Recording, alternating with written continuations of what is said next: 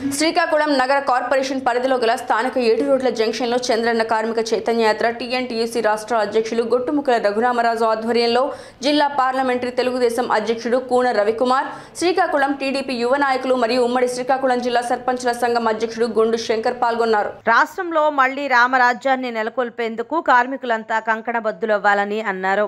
2014 నుండి 2019 వరకు చంద్రన్న పాలనలో కార్మికులకు అందించిన పథకాలన్నింటినీ 2024 సంవత్సరంలో తెలుగుదేశం పార్టీ అధికారంలోకి రాగానే మళ్లీ పునః ప్రారంభిస్తామని తెలిపారు.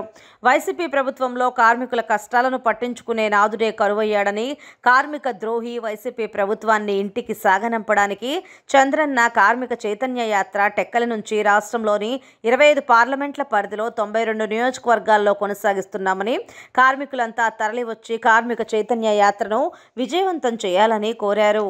జగన్మోహన్ అధికారంలోకి వచ్చిన దగ్గర నుంచి కార్మికులకు సంక్షోభం మామూలు కాదు. వాళ్ళ పరిస్థితి చాలా దుర్భరంగా ఈ రాష్ట్రం దాపరించింది. 2014-19 వరకు కార్మికులకి స్వర్ణయుగం అయితే 2019 నుంచి 24 వరకు కార్మికులు నరకం అనుభవిస్తూ ఉన్నారు.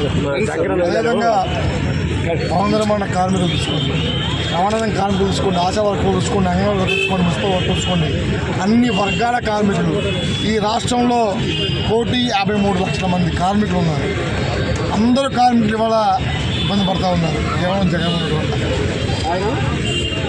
ఆ జగన్మోహన్ అధికారం కోల్పోవాలంటే కార్మికులందరినీ ఐక్యం చేయాల్సిన బాధ్యత టీఎన్టీసీ ఉంది.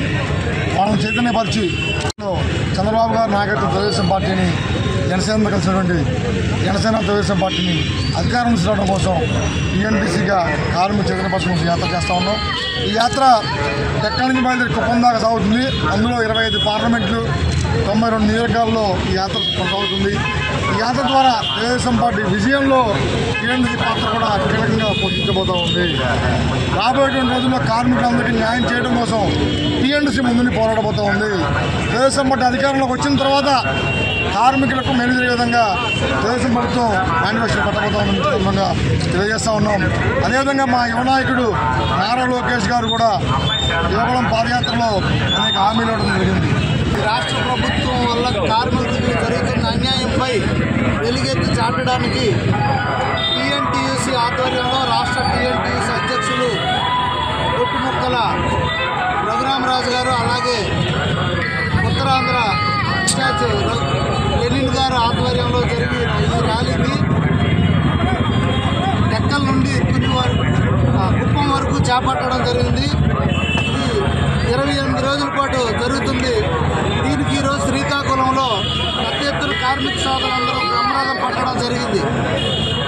ఎందుకంటే కార్మికులు భవన నిర్మాణ కార్మికులే కాకుండా మొత్తం ట్రావెల్స్ నుండి అన్ని రంగాల్లో కూడా కుదేలైపోయింది.